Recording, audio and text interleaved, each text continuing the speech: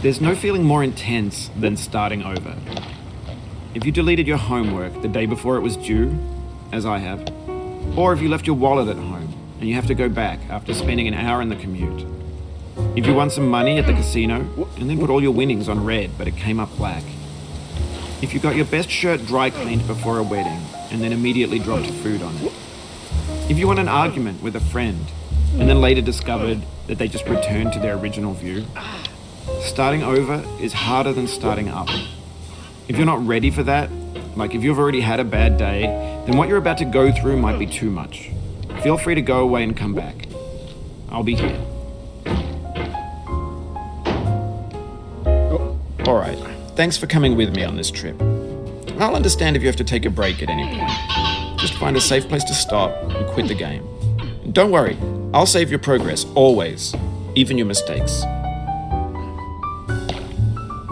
This game is a homage to a free game that came out in 2002 titled Sexy Hiking. The author of that game was Jazzuo, a mysterious Czech designer who was known at the time as the father of B games. And B games are rough assemblages of found objects.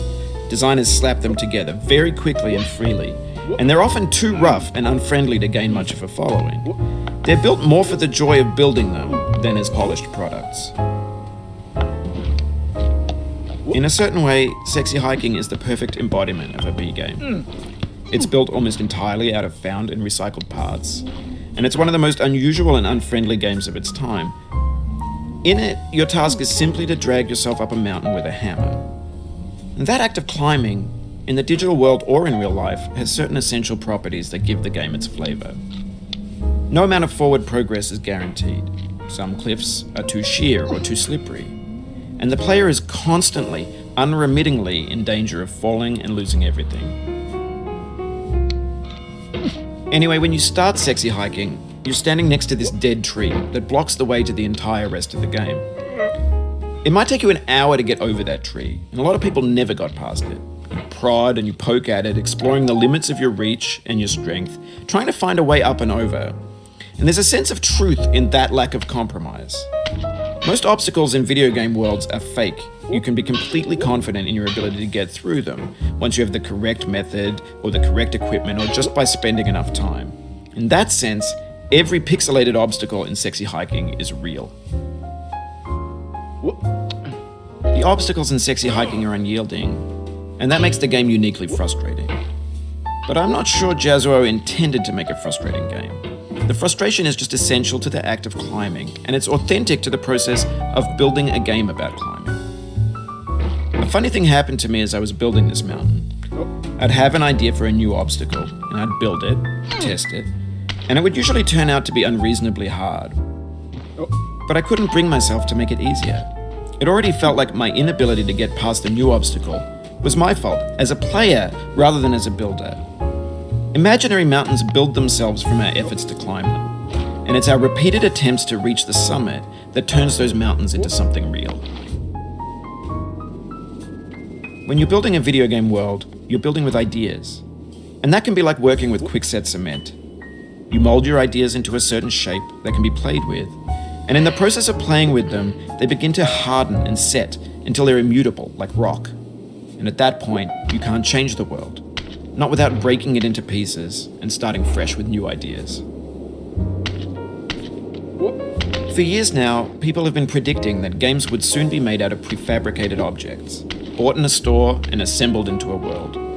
And for the most part, that hasn't happened, because the objects in the stores are trash. I don't mean they look bad or that they're badly made, although a lot of them are. I mean they're trash in the way that food becomes trash as soon as you put it in the sink. Things are made to be consumed and used in a certain context, and once the moment is gone, they transform into garbage. In the context of technology, those moments pass by in seconds. Over time, we've poured more and more refuse into this vast digital landfill that we call the internet. It now vastly outnumbers and outweighs the things that are fresh and untainted and unused. When everything around us is cultural trash, trash becomes the new medium, the lingua franca of the digital age. And you can build culture out of trash. But only trash culture. B games, B movies, B music, B philosophy. Maybe this is what digital culture is. A monstrous mountain of trash, the ash heap of creativity's fountain. A landfill with everything we ever thought of in it. Grand, infinite, and unsorted. There's 3D models of breakfast, Gen X's fanfic novels, Scan magazines, green screen Shia LaBeouf, banned snuff scenes on LiveLeak. Facebook's got lifelike bots with unbranded adverts and candid shots of Kanye and Taylor Swift mashups, car crash epic failed GIFs, Russian dashcam vids, discussions of McRibs, discarded, forgotten, unrecycled, muddled, rotten, untitled. Everything's fresh for about 6 seconds, until some newer thing beckons, and we hit refresh. And there's years of persevering, disappearing into the pile, out of style, out of sight. In this context, it's tempting to make friendly content.